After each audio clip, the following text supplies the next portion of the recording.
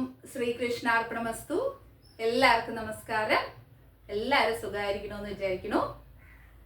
നമ്മുടെ ഇന്നത്തെ video start ചെയ്യുന്നത് ഒരു ചെറിയ കഥയിലൂടെ ആവാമെന്ന് വിചാരിക്കുകയാണ്. പഴയ കാലത്ത് വിദ്യാഭ്യാസം എന്ന് പറയുന്നത് ഗുരുകുല സമ്പ്രദായമായിരുന്നല്ലോ. അപ്പോൾ ഗുരുവും അനേകം ശിഷ്യന്മാരും ഉള്ള ഒരു ആശ്രമം. ആശ്രമത്തിലെ വിദ്യാഭ്യാസം കൊടുക്കുന്നതിന് ഒപ്പം തന്നെ ഗുരു യാഗവും ചെയ്തിരുന്നു എന്നുള്ളതാണ്. ആ ആശ്രമത്തിൽ പ്രധാനമായിട്ടൊരു പ്രശ്നം ഉണ്ടാവുന്നത് എലിശല്യം കൂടി വരികയാണ്. അപ്പോൾ ഗുരു വിചാരിക്കുകയാണ് ഇതിനൊരു പരിഹാരം എന്നോണം ഒരു പൂച്ചയെ കൊണ്ടുവരാൻ ശിഷ്യന്മാരോട് ആവശ്യപ്പെടുകയാണ്. അങ്ങനെ അവിടെ ഒരു പൂച്ച എത്തുകയാണ്. കുറുമ്പനായിട്ടുള്ളൊരു പൂച്ചയാണ്. പക്ഷെ ആ പൂച്ചയുടെ സാന്നിധ്യം കൊണ്ട് എന്നേക്കുമായി ആ എലികളുടെ ശല്യം തന്നെ ഇല്ലാതാവുകയാണ്. പക്ഷെ അവിടെ ഒരു ബുദ്ധിമുട്ട് ഉണ്ടാവണത് യാഗം നടത്തുന്ന സമയത്ത് ഈ പൂച്ച അതിലൂടെ എല്ലാം ഓടി നടക്കുമെന്നുള്ളതാണ്. പൂജാദ്രവ്യങ്ങളെല്ലാം അശുദ്ധപ്പെടുമല്ലോ. അപ്പൊ ഗുരു വിചാരിക്കുകയാണ് ഈ ഹോമം ചെയ്യുന്ന സമയത്ത് ആ പൂച്ചയെ ഒന്ന് കെട്ടിയിടാമെന്ന്. അങ്ങനെ വാർദ്ധക്യമായിട്ടുള്ള രോഗാവസ്ഥ മൂലം ഗുരു സമാധിയാവുകയാണ്. സ്വാഭാവികമായിട്ടും അടുത്ത അവകാശം എന്ന് പറയുന്നത് ആ സീനിയർ ആയിട്ടുള്ള ശിഷ്യനായിരിക്കും. അങ്ങനെ ആ സീനിയർ ശിഷ്യൻ എന്താവുകയാണ്? ഗുരുവാവുകയാണ്. അപ്പൊ ഇതുപോലെ തന്നെ ആശ്രമത്തിൽ എന്തെല്ലാം ആണോ കാര്യങ്ങൾ ചെയ്തു പോകുന്നത് അത് തന്നെ ആവർത്തിക്കാനായിട്ട് തുടങ്ങുകയും ചെയ്തു. അപ്പൊ ഒരു ദിവസം യാഗം ചെയ്യാനായിട്ട് ഈ സീനിയർ ശിഷ്യൻ ഇരിക്കുകയാണ്.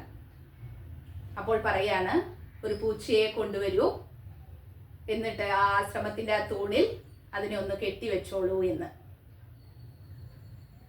നമുക്കിത് കേൾക്കുമ്പോൾ എത്ര മണ്ടത്തരമായാണ് ആ സീനിയർ ശിഷ്യൻ ചിന്തിക്കുന്നത് എന്ന് തോന്നിപ്പോവും.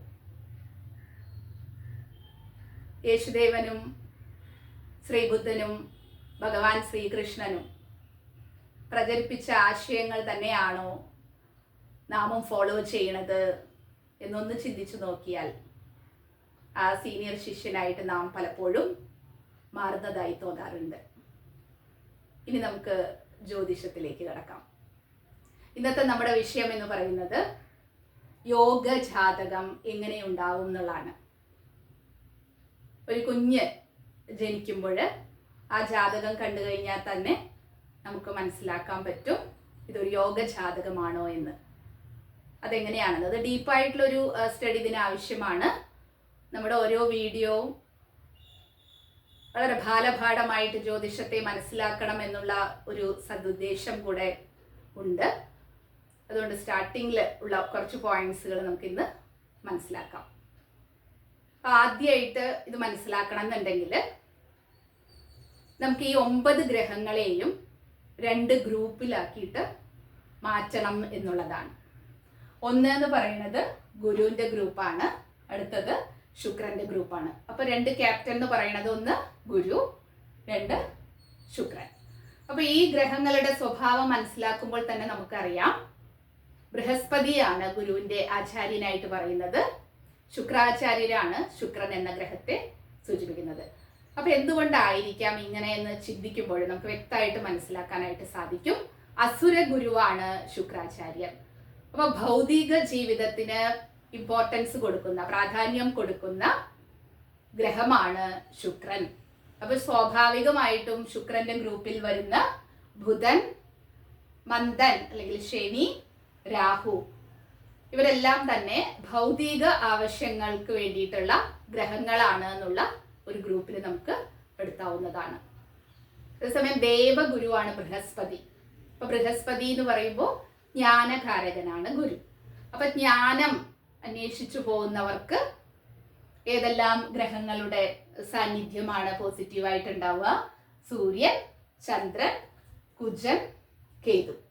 ഇങ്ങനെ 4 ഗ്രഹങ്ങളെ ഗുരുവിന്റെ ഗ്രൂപ്പിലും ഈ 3 ഗ്രഹങ്ങളെ ശുക്രന്റെ ഗ്രൂപ്പിലും വേർതിരിക്കാം എന്നുള്ളതാണ്. ഇതാണ് നമ്മൾ ജ്യോതിഷത്തിൽ ആദ്യം മനസ്സിലാക്കേണ്ട പോയിന്റ്. അപ്പൊ ഇതെന്തിനു വേണ്ടിയിട്ടാണ് ഓരോ രാശിചക്രവും ധാരാളം ചതുരങ്ങളും ത്രികോണങ്ങളും കൊണ്ട് കാൽക്കുലേറ്റ് ചെയ്തിട്ടുള്ളതാണ് എന്നുള്ളത് നമുക്ക് മനസ്സിലാക്കാനായിട്ട് സാധിക്കും. അതിൽ വളരെ പ്രധാനപ്പെട്ട 4 ത്രികോണങ്ങളാണ് ധർമ്മ, അർത്ഥ, കാമ, മോക്ഷം. അപ്പോൾ ഒരു യോഗ ജാതകം നാം മനസ്സിലാക്കുമ്പോൾ ആദ്യം ശ്രദ്ധിക്കേണ്ടത് ധർമ്മ ത്രികോണത്തെയാണ്. അപ്പൊ ധർമ്മ ത്രികോണം എന്ന് പറഞ്ഞാൽ എന്താണ്? 1, 5 ഭാവമായിട്ട് വരുന്നതാണ് ധർമ്മ ത്രികോണമായിട്ട് പറയുന്നത്. അപ്പൊ 5 ലഗ്നമാണ് അല്ലെ. 1 എന്ന് പറയുമ്പോൾ തന്നെ നമുക്കറിയാം ലഗ്നമാണ്. ലഗ്നത്തിന് നല്ല പോസിറ്റീവായിട്ടുള്ള സാന്നിധ്യം, ഗ്രഹങ്ങളുടെ സാന്നിധ്യം ഉണ്ടാവണം എന്നുള്ളതാണ്. അത് കഴിഞ്ഞാലുള്ളത് 5 ആണ്. 5 എന്ന് പറയുന്നത് പൂർവ്വ പുണ്യസ്ഥാനമാണ്. അപ്പൊ പൂർവ്വ പുണ്യം ഉണ്ടെങ്കിൽ മാത്രമേ ഒരു നല്ല ജാതകം ഉണ്ടാവുകയുള്ളൂ എന്നുള്ളതിൽ യാതൊരു സംശയവുമില്ല. നാം ചിന്തിക്കാം, നമുക്ക് പാസ്റ്റ് ലൈഫ് ഉണ്ടോ? തീർച്ചയായിട്ടും ഉണ്ട്. കാരണം എന്താണ്? ജനിക്കുന്ന കുഞ്ഞുങ്ങൾ എല്ലാവർക്കും ഒരേ സറൗണ്ടിങ്സ് ആണോ ഉണ്ടാവുന്നത്? തീർച്ചയായിട്ടും ഇല്ല. ഓരോരുത്തരും വ്യത്യസ്തരാണ്. കാരണം എന്താണ്? അവരുടെ പാസ്റ്റ് ലൈഫ് കർമ്മയാണ് എന്ന് നമുക്ക് ഉറപ്പിച്ചു പറയാൻ കഴിയും. അപ്പൊ അത് മനസ്സിലാക്കുന്നത് ഈ 5ാം ഭാവം നോക്കിയിട്ടാണ്.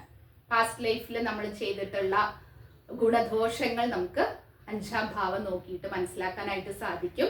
അപ്പൊ അതുകൊണ്ട് തന്നെ ധർമ്മഭാവമായ 5ാം ഭാവം ശുഭത്വം വരുമ്പോൾ അവർ പാസ്റ്റ് ലൈഫിൽ നല്ല കാര്യങ്ങൾ ചെയ്തിട്ടുണ്ട് എന്ന് പറയാം. അതിൽ തമോഗ്രഹങ്ങളുടെ ദൃഷ്ടിയോ കാര്യങ്ങളോ ഒന്നും വരരുത് എന്നുള്ളത് ചിന്തിക്കണം. ഇതൊരു ഡെപ്ത് ആയിട്ടുള്ള സബ്ജക്റ്റ് ആണ്.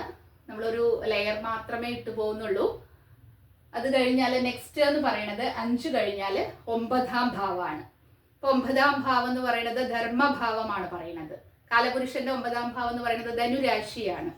കാരണം അതാണ് ധാർമ്മികത ഉൾക്കൊള്ളുന്ന ഒരു ഭാവം. നല്ല ആത്മീയ ഗുരുക്കന്മാരെ നമുക്ക് ലഭിക്കൂ എന്നുള്ളതെല്ലാം നോക്കേണ്ടത് ഈ 9ാം ഭാവം മനസ്സിലാക്കിയിട്ടാണ്. അപ്പോൾ 5, 9 കണക്ഷൻ ലഗ്നവുമായിട്ട് ഉണ്ടാവുക. അല്ലെങ്കിൽ ലഗ്നം പോയിട്ട് ലഗ്നത്തിന്റെ അധിപൻ പോയി 5ൽ പോയി നിൽക്കുക, 9ൽ പോയി നിൽക്കുക, ഇതെല്ലാം ഗുണകരമായിട്ടുള്ള ഒരു കാര്യമാണ്.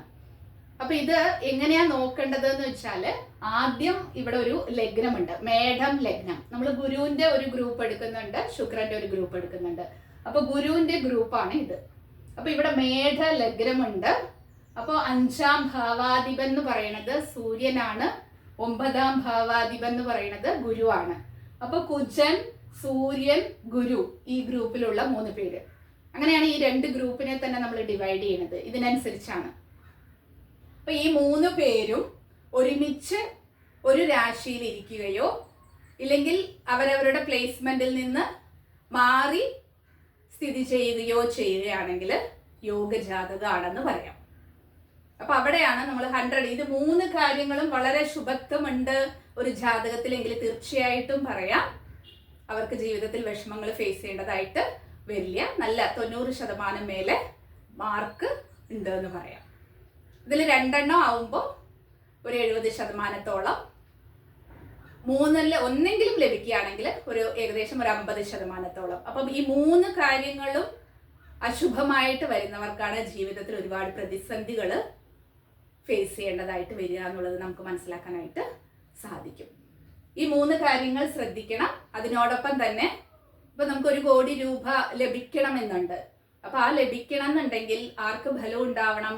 അത് റിസീവ് ചെയ്യാനായിട്ട് ലഗ്നാധിപന് ഫലം ഉണ്ടാവണം. അപ്പൊ ആ ഒരു കാര്യം കൂടെ ശ്രദ്ധിക്കുക. അപ്പൊ ലഗ്നം എന്ന് പറഞ്ഞ ആ നക്ഷത്രം, ലഗ്ന പുള്ളി നിൽക്കുന്ന ആ നക്ഷത്രവും ആ ഭാവവും ശുഭത്വം ഉണ്ടാവണം. 5ന് ശുഭത്വം ഉണ്ടാവണം, 9ന് ശുഭത്വം ഉണ്ടാവണം. ഇതാണ് ഫസ്റ്റ് ഗ്രേഡ് ജാതകം എന്ന് പറയുന്നത്. ഇത് ശുക്രന്റെ ഗ്രൂപ്പാണെന്ന് വിചാരിക്കുക. ലഗ്നം മിഥുന ലഗ്നാണെന്ന് വിചാരിക്കുക. അപ്പൊ 5ാം ഭാവം എന്ന് പറയുന്നത് തുലാം രാശിയാണ്. 9ാം ഭാവം എന്ന് പറയുന്നത് കുംഭം രാശിയാണ്. അപ്പൊ ഇവിടെ 3 കാറ്റഗറി എന്ന് പറയുന്നത് ബുധൻ, ശുക്രൻ, ശനി കോമ്പിനേഷൻ ആണ്. മേലെ പറഞ്ഞിട്ടുള്ള അതേ പോയിന്റ്സുകൾ തന്നെയാണ് ഇതിലും വരിക. ഇവർ 3 പേരും കൂടെ ഏതെങ്കിലും ഒരു രാശിയിൽ പോയി നിൽക്കുക, അല്ലെങ്കിൽ 2 പേരെങ്കിലും ഒരു രാശിയിൽ നിൽക്കുക, 3ാമത്തെ ആള് 5, 9 കണക്ഷൻ ഇടുക. അങ്ങനെ മാറി മാറി വന്നാലും ഈ റിസൾട്ട് ലഭിക്കുമെന്നുള്ളതാണ്. അപ്പൊ ഈ ഗ്രൂപ്പ് ആണെങ്കിൽ ഗുരുവിന്റെ കാര്യം നമ്മൾ അത്ര നോക്കേണ്ടതല്ല. ബ്രഹ്മാണ്ഡമായിട്ടുള്ള ഗുരു ഒരു ജാതകത്തിൽ ഫലം ഉണ്ടെങ്കിൽ മാത്രമേ നല്ല ജാതകമാവുള്ളൂ എന്ന് പറയാൻ കഴിയൂ? ഇല്ല. അതേതിലാണ്? ഇതുപോലെയുള്ള മേഘ ലഗ്നമാവുക, അതുപോലെ തന്നെ ചിങ്ങ ലഗ്നം, ഈ ഗുരുവിന്റെ ഗ്രൂപ്പിലുള്ളതാണെങ്കിലാണ് ഗുരുവിന് അത്രയും പ്രാധാന്യം വരുന്നത്. ഗുരുവിന്റെ ദൃഷ്ടി എപ്പോഴും പോസിറ്റീവ് തന്നെയാണ്. എങ്കിലും ഈ ഒരു 2 കാര്യത്തിൽ 1, 5, 9 കണക്ഷൻ വളരെ സ്ട്രോങ് ആയിട്ട് വരുന്ന ഒരു ജാതകം ജീവിതത്തിൽ കഷ്ടപ്പെടേണ്ടി വരില്ല എന്നുള്ളതാണ്. അപ്പൊ ഇതെല്ലാം നടക്കണം എന്നുണ്ടെങ്കിൽ എന്തുകൂടെ സംഭവിക്കണം? വളരെ പ്രാധാന്യം അർഹിക്കുന്ന ഒരു പോയിന്റാണ് ശരിയായ പ്രായത്തിൽ ദശകൾ വരണം എന്നുള്ളതാണ്.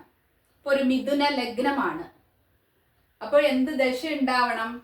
ഒരു 60-65 വയസ്സിനുള്ളിൽ ശനിയുടെ ദശ, ശുക്രദശ, ബുധദശയൊക്കെ ഇതെല്ലാം പോസിറ്റീവായിട്ട് ശുഭം നൽകുന്നുണ്ട് എങ്കിൽ ആ ദശ കൂടെ അനുകൂലമായിട്ട് അനുകൂല പ്രായത്തിൽ വരുമ്പോഴാണ് ഇത് അനുഭവിക്കാൻ കഴിയുക എന്നുള്ളതാണ്.